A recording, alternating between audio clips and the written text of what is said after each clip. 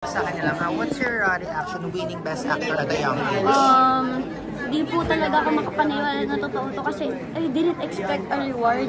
But Mama Maylin and Direk, Teacher Ina, and the others supported me and talagang sinasabi nila, hindi, mananalo ka ng the best actor. Dahil po sila, minotivate talaga po ako nila minotivate. Pero hindi ko po talaga in-expect. Tapos, ayun na po, nabigay po sa akin. Super thankful po ako sa lahat ng tumulong sa akin.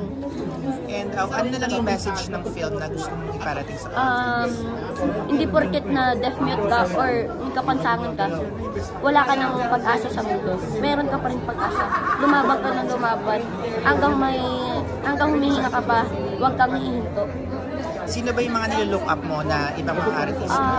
Si Kuya Arjo po, si Mama Maylin of course, sila Teacher Ina, at sila Kuya Joem. Yan po. Pero paano ka ba inalagaan sa set para ma-portray mo na maayos? Sobrang alaga po nila sa akin. Nung umambon nga po sa concept, talagang hindi po nila ako hinayaan magkasakit. Tapos si Coach Neil po, tapos yung deaf interpreter, tinuruan po nila akong mag-sign language para makomplete ko po yung role ko sa film na to. Sige, message na lang sa mga audience na nanood ng Dahiri. Salamat sa panonood ng Dahiri. I wish na na-enjoy niyo yung movie at may lessons kayo na natutunan about sa film na to. Yun lang. Salamat. Thank you.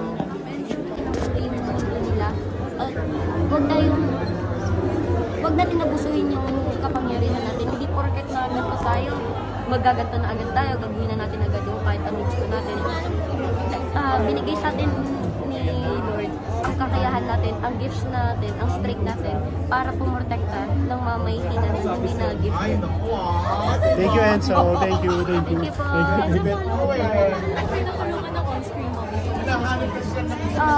So, there's a scene na kailangan ko umiyak, dadaan, kailangan umiyak. Then, pressure ako kasi sobrang daming tao and then like, ayaw lumuha ng luha. Nasa mata ko lang siya. And then, Mama Maylin just went to me, hugged me, and then said so, tapos nag-words na umiyak ko. And then, nung may iyak na ako, umalis siya, and then nag-roll na, ayun, nakaiyak ako ng successful. Yung film po is very heavy. So, paano po nakatulong to work with such a supportive Pardon po, sorry. Paano po nakatulong yung castmates mo? Kasi it's a very heavy film. Tapos syempre, Classmates ko po? Yung castmates mo. Castmates, talagang nandyan po sila para supportan. No? Katulad po ni Coach Neil, nandyan po siya kasi pag may nakakalimutan po ko, papasok po siya sa akin tapos sabihin niya yung mga words na kailangan ko sabihin. At yung mga ibang crewmates ko din po na kapag hindi ko na po talaga kaya, bibigyan po nila ako ng motivation. Sila Tatay mo, sila lahat ng crew po. Ano pa bang aabangan natin? Abangan niyo po yung The Bagman Season 3 or 2. Nandun po ako po yung sidekick po ni Kuya Arjo. Thank you po. I think it's just a dream but it's actually real.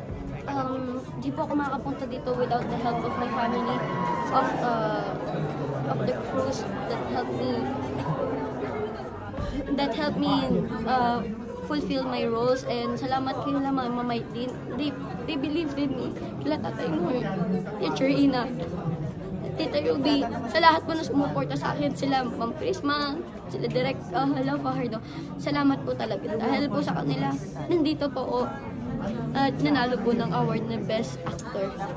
Yes, you're very emotional right now, no? Kasi yes po, like, kasi hindi po talaga ako makapaniwala na this is real. Is this your first acting award or Best Actor? This is the first reward that I ever gotten. The big reward po talaga and big movie. Wala na akong ibang masasabi pa. Hindi, salamat. And Enzo, right now, nanalo ka Best Actor sa Cinemalaya, 28th year. Is there a pressure ba sa mga next project mo? Siyempre, maraming mag-aabang sa'yo. Wala pa akong pressure, but I wish na mas galingan ko kasi ayokong mapahiya sila direct. No? Kasi I did good at this movie, and then at the other movies, I didn't do good. So parang people will be disappointed. So I don't want that to happen, and I want to further improve. Makikinig pa po ako sa lahat ng lessons na matuturo po sa akin ng mga ibang artista. This will open doors for you, no? Do you have any dream roles pa, lalo na bata ka pa, and parang ano yung parang top of mind?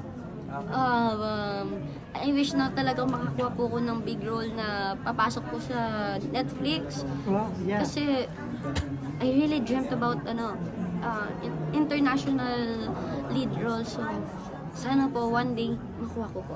Are you open to do sa networks, ABS-CBN or GMA, to Yes, do series? I'm a freelance talent po. So I have movies in GMA, I have movies in ABS-CBN po. If ever, sino yung mga idol mo sa pag-aarte? Si Kuya Arjo po, si Ate Chai Fanshir, si Mama Maylene, si Tatay Nor, of course, si Teacher Ina, at sila Tita Ruby po. Ano yung advice na binigay nila sa'yo? Lalo na you're young pa lang. So, dami na po silang binigay na advice sa akin. Lalo na po si Mama Maylene. She calmed me in the middle of the shoot kasi po like, I was so pressured and hindi ko akakalain. I thought that I will disappoint people, but she went to me and then she calmed me down and then she made me focus onto my role and then I cried and then I fulfilled the role and the scene. Anong sinabi sa'yo na nanalo ka ni Ate Maylene? Sinabi niya po that I could do it, that I did it, and I deserved it. And same with Teacher Ina and Tita Ruby, yun ang sinabi din nila, and the others. Thankful na po talaga ako sa kanila po. We are all proud of you. Again, congratulations. Thank you po. Nabanggit mo lahat ng baka kanina gusto mong makatrabaho. Nakatrabaho na ngayon sa The Healing. So, any actors pa na gusto mong makatrabaho? Like, Top of mind. top of mind. There's one of an actor that I really want to be with. It's Kim Chu po kasi before when I was a child, I gave her a chocolate and then she gave me a chocolate and then like she's super nice. So gusto ko po siyang maka-work one day. Well, can you share that experience? Saan kayo nagkita ni Kim? I don't know, but it was just a movie. Sinama po ako ng mami ko sa taping po. I was a part of the movie po or whatsoever. Tapos dun ko po siya nakilala.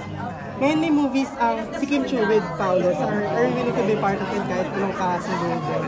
Wala po. Pero are you willing to be part of it? Kung if ever na-bigyan ka ng role sa movie naman ni Kim Chu and Paulus? Sana po makapasok po kasi like she's one of the actors I really want to work with. Naka-interaction mo rin ba si Marian Rivera kanina? Oh yes po. So sobrang bait po nila po and she congratulated me for like getting the best actor award and yun po. Yun. No, thank you so much Thank you po. and congrats. Thank you po. Sure.